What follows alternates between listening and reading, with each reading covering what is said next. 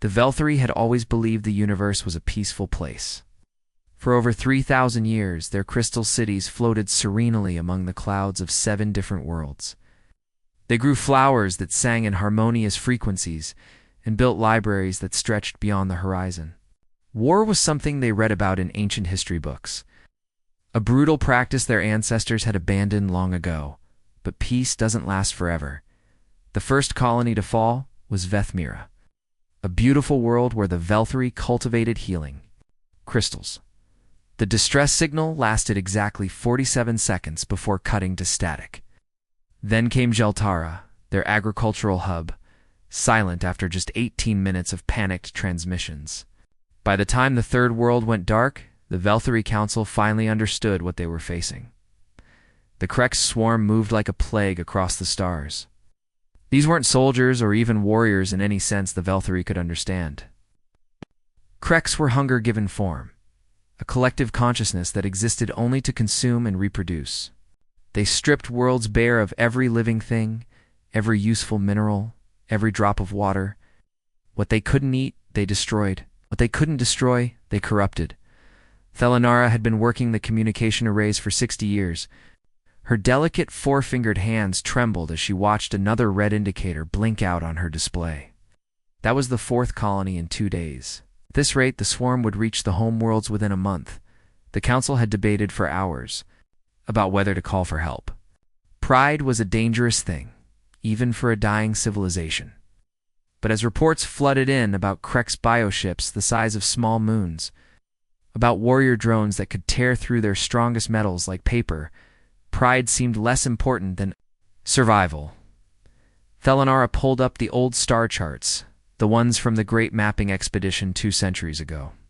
Her finger traced the cosmic grid until she found what she was looking for. There, in the outer spiral arm, a small notation marked the territory of something called the Terran Federation. The records described them as remarkably similar to the Velthari themselves. Peaceful explorers who preferred diplomacy to violence. They had apparently made contact during the Velthari's golden age of expansion, exchanging cultural data and star maps before both civilizations retreated to focus on their own development. Perfect. If anyone would understand their situation and offer help without expecting conquest in return, it would be these kindred spirits. Thelanara crafted the message carefully, coding it with every diplomatic protocol she knew. She explained their situation, their peaceful nature, and their desperate need for humanitarian assistance. She transmitted their coordinates and promised to share their scientific knowledge and gratitude for any aid, as the signal raced across the void toward Terran space. Thelanara allowed herself a moment of hope. Help was coming. The gentle, wise Terrans would know what to do. She had no way of knowing that the Terran Federation had been dead for 50 years. Conquered by a species that had learned to wage war before they learned to make fire, the signal was about to reach a very different kind of civilization entirely. Jin was halfway through his 3rd cup of coffee when the deep space monitoring array started screaming. The young technician nearly spilled his drink as alarms blared across the communications deck of Outpost 7. For 3 years, he'd been listening to nothing but cosmic background radiation and the occasional merchant ship checking in. Now, his screens lit up like a festival. "What the hell?" Jin muttered, adjusting his headset and running the signal through the translation matrix. The message was definitely alien, definitely desperate, and definitely asking for help. More importantly, it was addressed to something called the Terran Federation. Jin had never heard of any Terran Federation, but he knew who controlled this sector now. He grabbed his comm unit and patched directly through to Fleet Command. Admiral Na was reviewing combat reports when the call came in.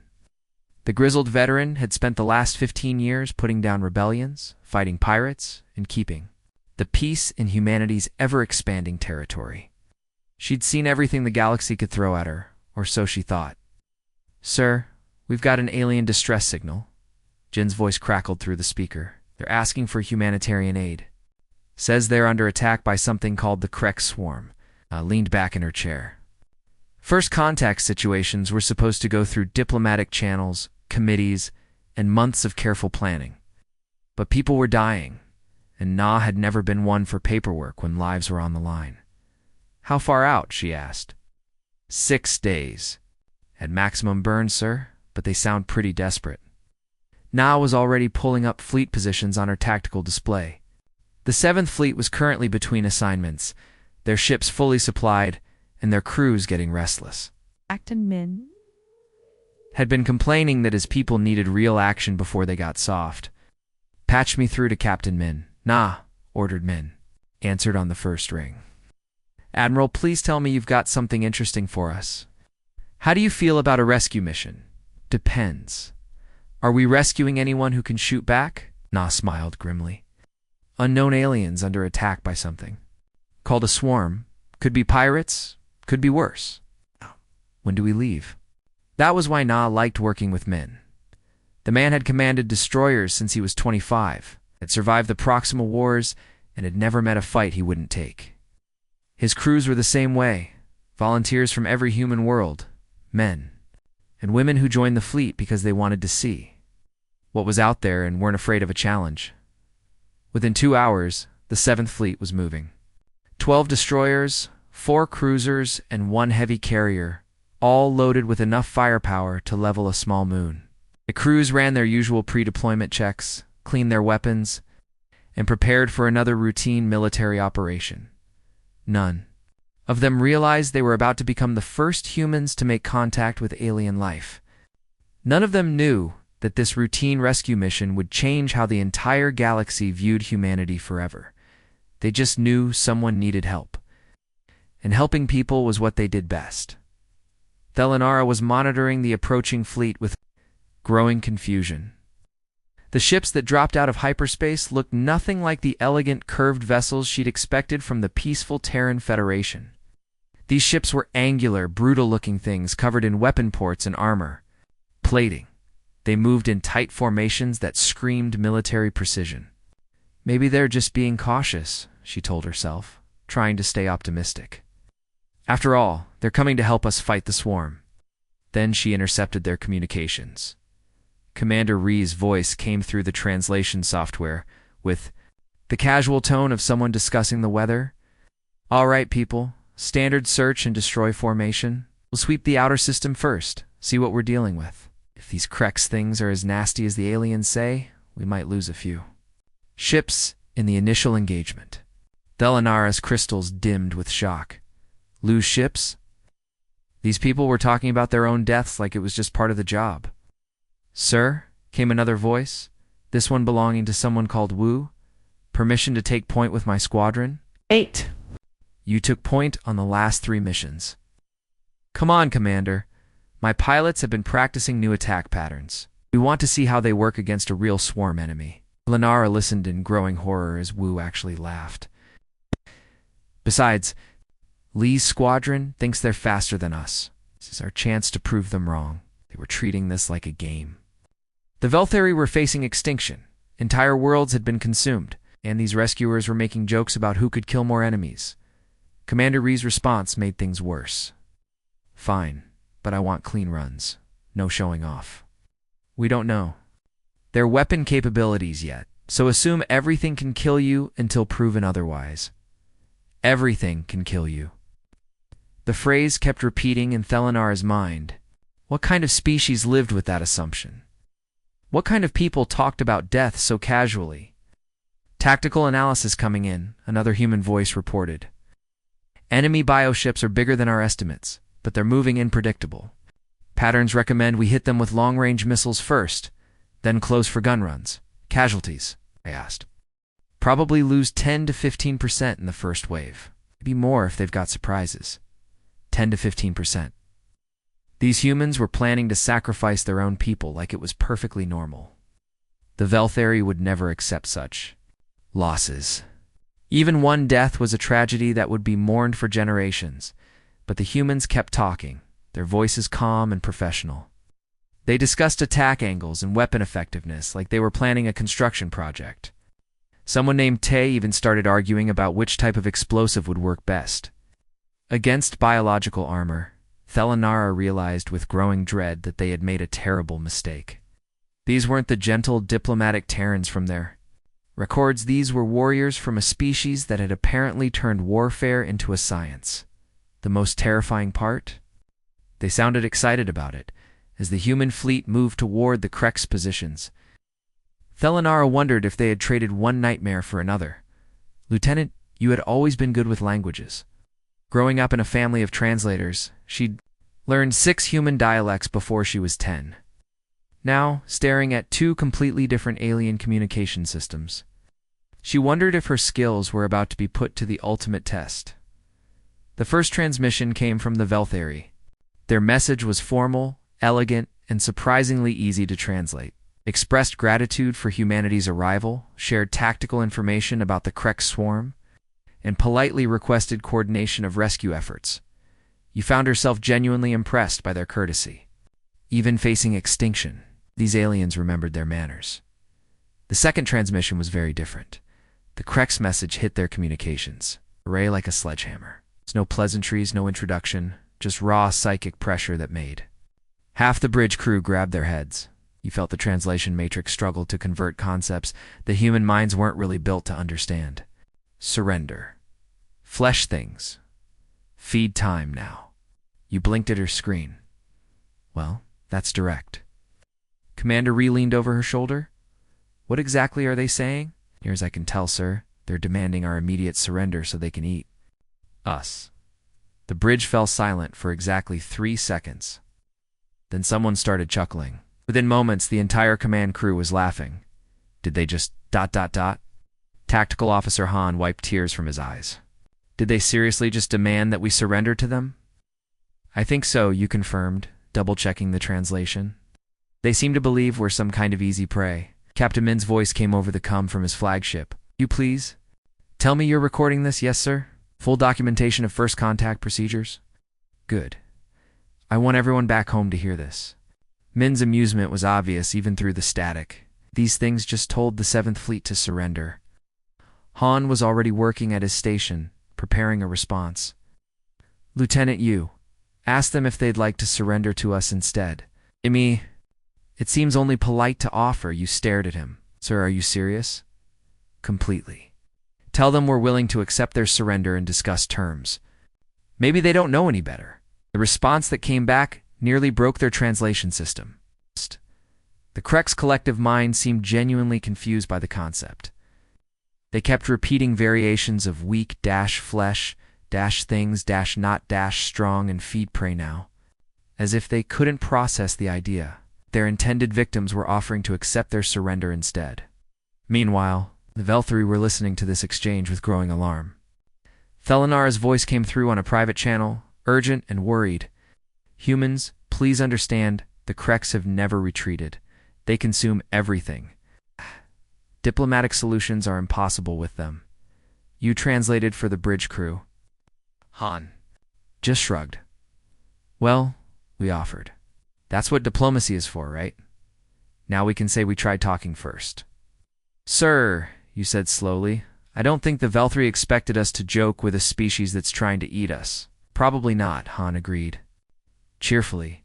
But look at it this way. If these Krex things have never met anyone who laughed at their threats before, we're already in their heads. The Krex response came back even more confused and angry than before.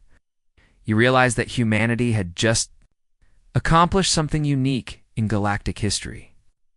They'd made a hive mind species question its own understanding of reality. The cultural exchange was supposed to be a simple medical consultation. Thelanara had volunteered to help their human rescuers understand Velthari biology. While the humans shared basic information about their own species, it started innocently enough. Fascinating, Medixo said, examining the translation of Velthari physiological data. Your people are much more delicate than humans. Lower bone density, lighter muscle mass. You must come from a very gentle world. Thelanara felt a surge of pride. Yes, Vethler Prime is quite peaceful.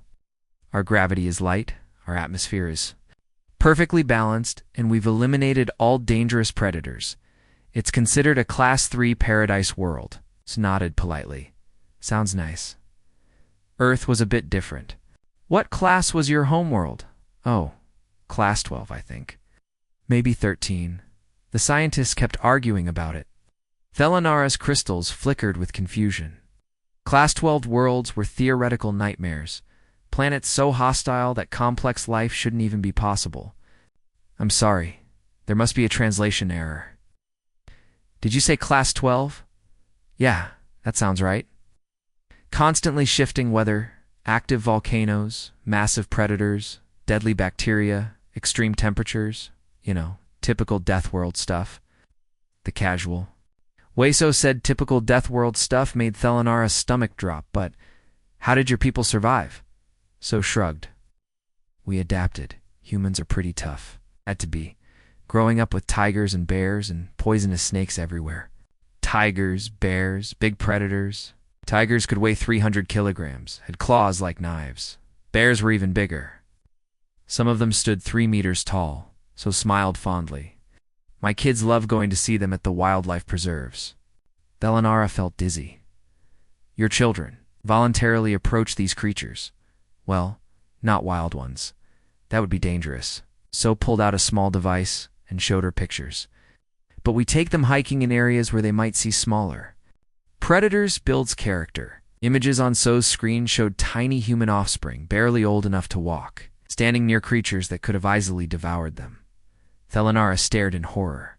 This is considered ... safe. Oh, sure. Start them young.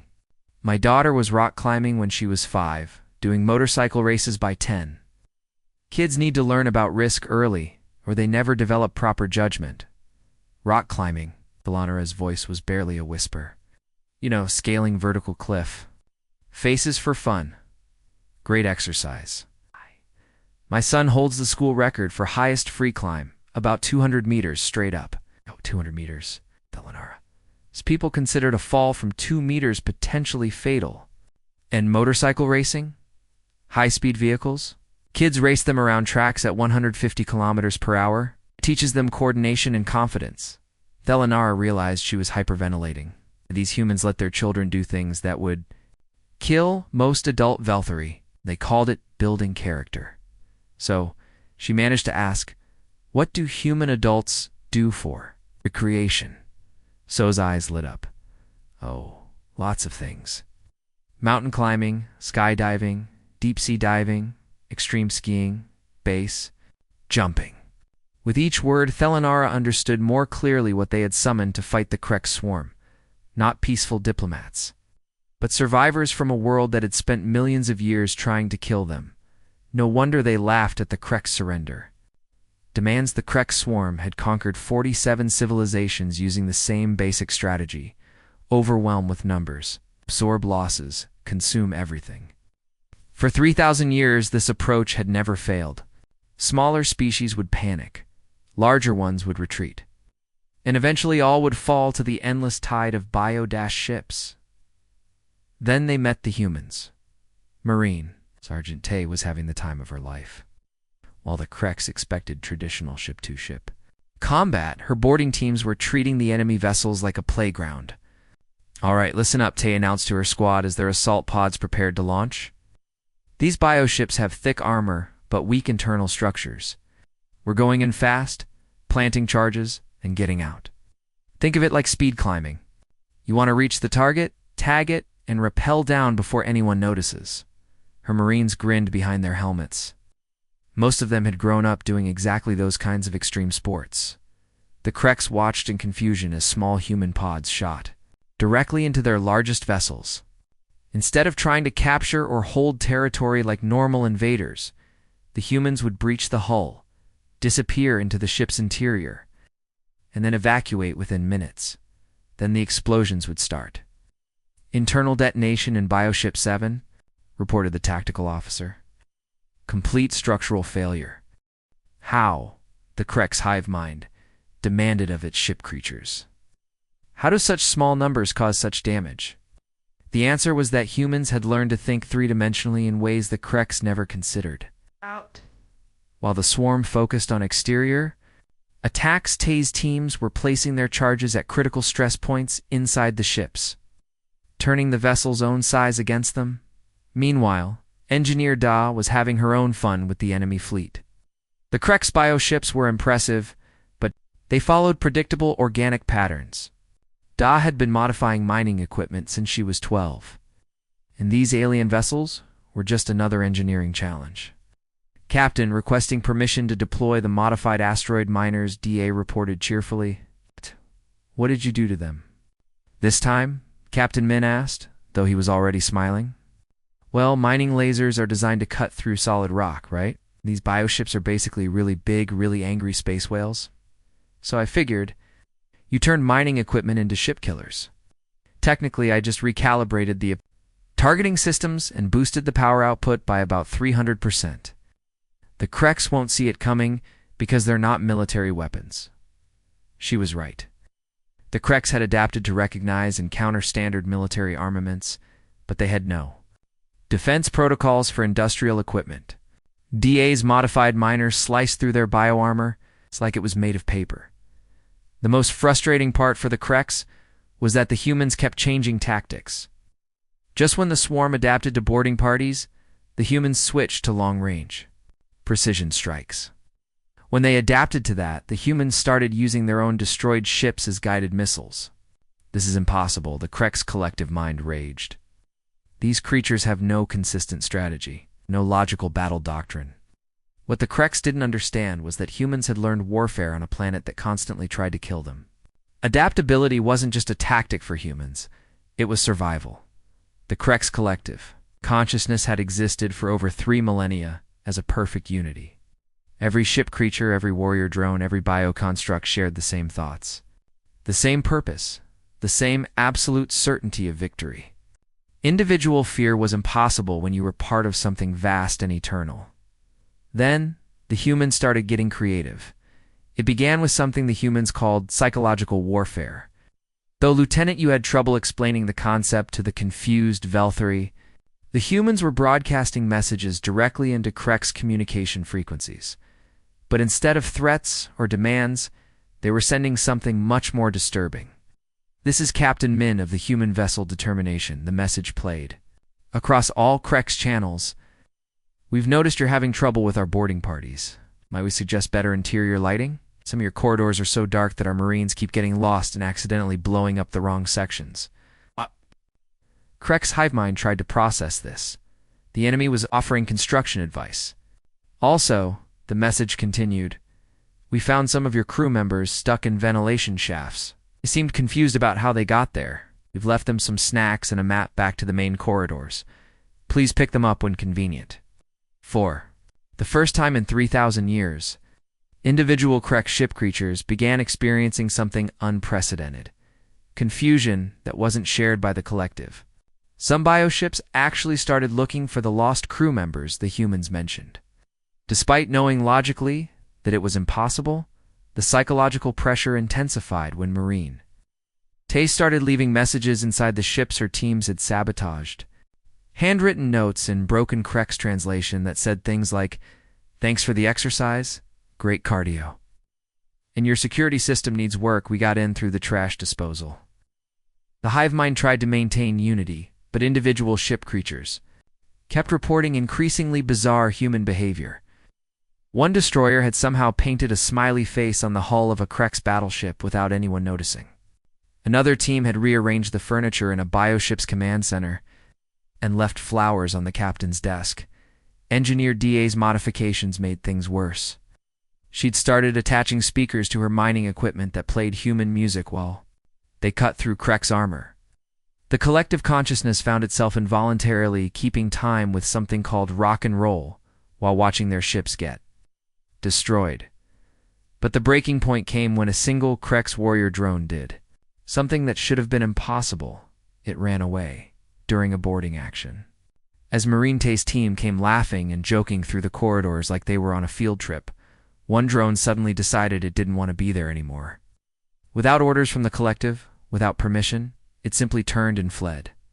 The sensation rippled through the hive mind like a virus. If one individual could feel fear, could choose self-preservation over the collective good, then maybe others could too. Within hours, more drones began hesitating. Some bioships started retreating from battles they could win. The perfect unity that had conquered 47 civilizations was cracking under the pressure of dealing with a species that treated war like entertainment. For the first time in their history, the Kreks were learning what it meant to be afraid. Velthury expected the humans to be satisfied with driving off the Krek swarm. After all, that's how galactic conflicts usually worked. You defended your territory. The attackers retreated, and everyone went home to lick their wounds. The humans had different ideas. Sir, Captain Min reported to Admiral Na, the remaining Krek's forces are pulling back to their staging area. Should we let them go? Na studied the tactical display showing the retreating bioships. 3 weeks ago, this swarm had been systematically devouring entire civilizations. Now they were running from a single human fleet, their perfect unity shattered.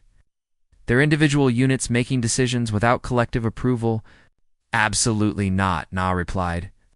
We didn't come all this way just to play defense. Velthury listened in growing amazement as the human fleet pursued the Kreks across 3 star systems. This wasn't how civilized species conducted warfare.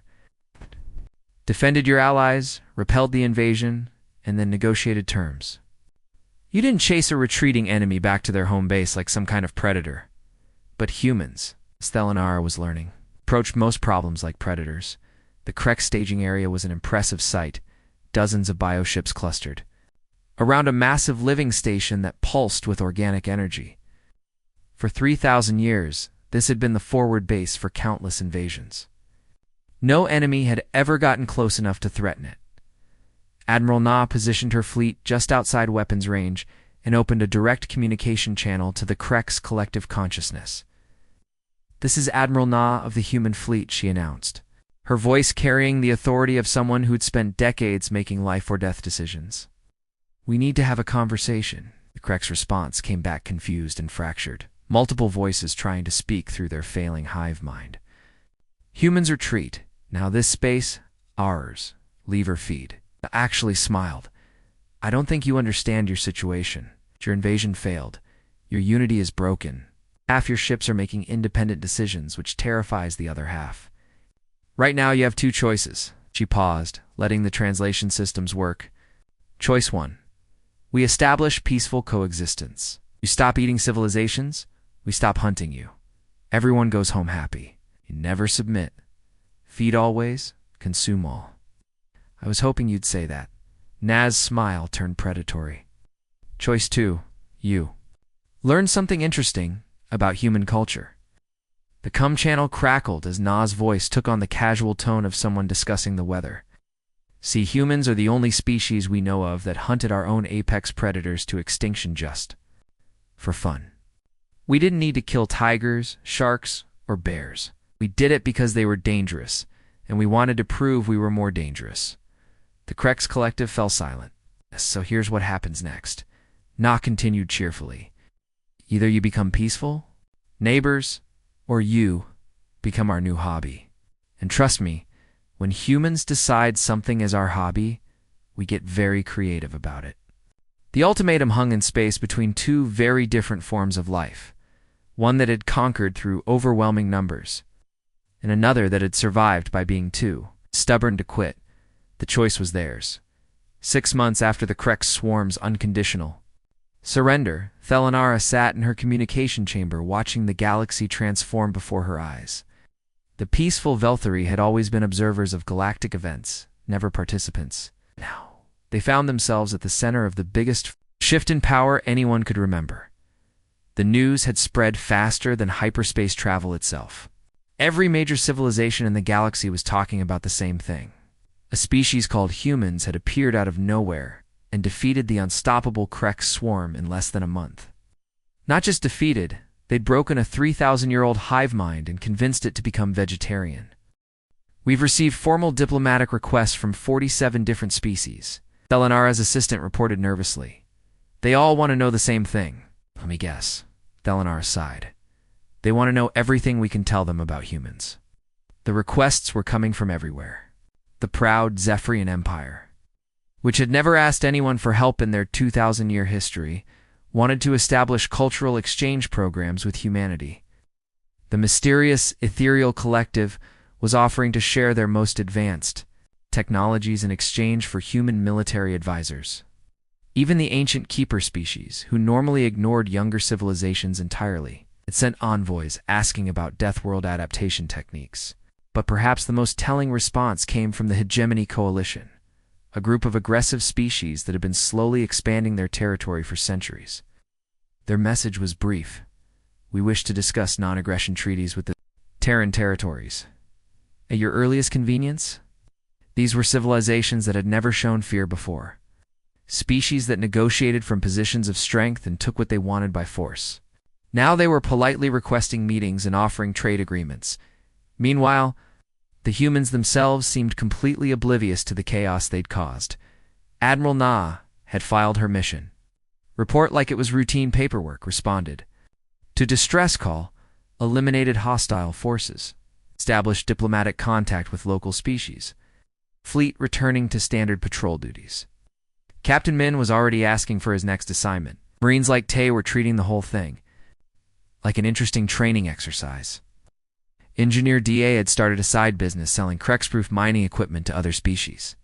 Though she insisted it was just regular industrial gear with better marketing, the most surreal part was listening to human communications as they continued their normal lives. They discussed sports, complained about food supplies, and argued about vacation schedules. The species that had just rewritten galactic politics was treating it like another day at the office. Thelanara realized that the Velthri had done more than save their own civilization. They'd accidentally introduced a force of nature into galactic society, beings who approached every problem with the same attitude they'd learned surviving on a world that spent millions of years trying to kill them. The galaxy would never be the same. And somewhere in human space, Admiral Na was probably already looking at her star charts, wondering where her people might be needed next. The universe had just gotten a lot more interesting.